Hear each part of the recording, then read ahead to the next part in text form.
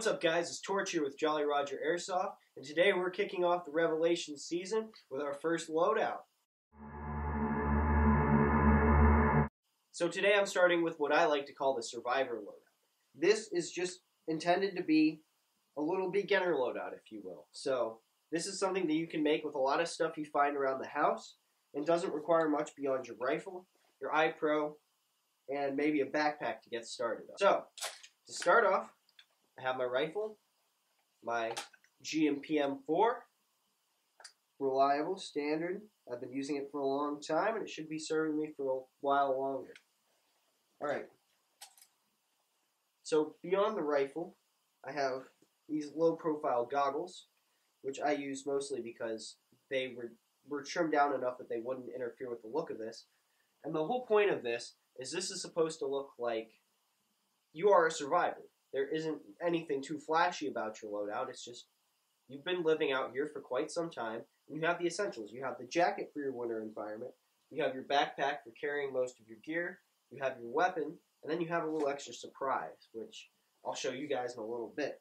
My pants are just basic venturing crew pants. I picked them because they're just gray cargo, and so they won't look too terribly military because they're nice and gray, as opposed to an olive drab or a camo. And they also fit pretty well with the rest of the ensemble, with the black jacket and the backpack and everything else. Now for the upper half. Up top, I have this cap. It's just an easy knit beanie that I got at Kohl's for like 10 bucks last year during Black Friday. So, any cap like this is going to do. It's really easy, simple loadout stuff. And just a regular civilian one is going to help your look, because you'll look like you've been picking stuff up and moving around with it. Same goes for the jacket. This is just an old winter jacket I happen to have lying around. This is a little bit heavier than what I would probably wear to Revelations, but it will work for the purposes, and it was a nice sleek black, so I decided to include that for little style points. This pebble right here is adorable, though. For the backpack, I have my Condor Assault Pack.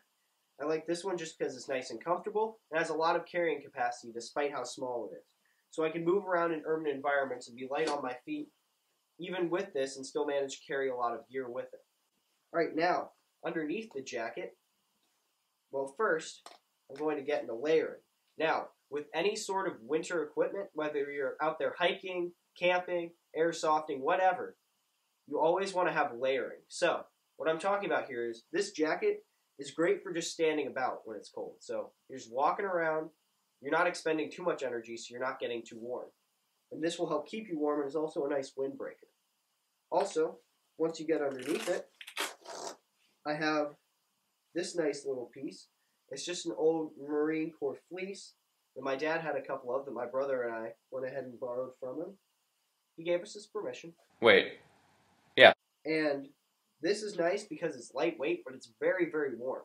So if I need to ditch the jacket in a pinch, I can take the jacket off, and I'll still be warm enough to be able to make it through the cold environment, but I'll have a little bit less, that way when I'm running around it won't affect me as much. Now also, you probably noticed that I have an old leather shoulder holster here. Now the old leather part of it is just because I thought that would go really neat with the look, but I have the pistol down here as opposed to on my hip or on my leg or somewhere more visible, so that way you can have something concealed. So there are some places and some player-run areas that are going to ask you to take your magazines out of your weapons, and basically they're going to try to disarm you. And when that happens, if you want to have that extra alternative, having something hidden a little sneakily is going to be a good asset for you, because you can keep this loaded as you're walking around the little village, and everybody's iPro and stuff will still be on. It's just they don't want you to do that because they don't want people sneaking in and shooting at their backs. So, if that is what you intend to do, it doesn't hurt to have your little sneaky weapon here. So that way, say, you're walking around with your jacket on, you're talking to people, hey, how you doing, how's your apocalypse, you know, the usual. And then you can unzip a little bit, just enough so that we can get to the pistol, and then you can draw and fire. Nothing too crazy. This is just my KJW, and it's my pretty standard sidearm. So, with stuff like this, I would actually like to try and have a spring gun or something too, to help out, just in case I really have a holdout weapon that I need. Josh. snug pistol. Oh. So just to sum up, this is a basic loadout. This is not intended to be anything crazy. It's not going to be your super fancy barbarian with the football pads or your mysterious wanderer. This is just, hey, I'm a survivor. I'm out here trying to get stuff done. And if you need a loadout in a pinch, this is a good one to do. You'll fit in, and you'll have everything you need to operate safely throughout the day. So, I hope you've enjoyed the video. Hope you've gotten some good tips from it. Be sure to like, comment, subscribe. Like us on Facebook. Follow us on Twitter and Instagram. Check out the blog. Have a good one. Torch out. And everybody, make sure you go ahead and thank a veteran on November 11th, all right? I get that we have school, and that bums us all out, but that still doesn't mean that you're going to take away from the holiday. So, thank a veteran. Remember why they serve. And it's the reason that we're allowed to go out and play Airsoft today. So, be sure to thank somebody. Have a good week. Torch out.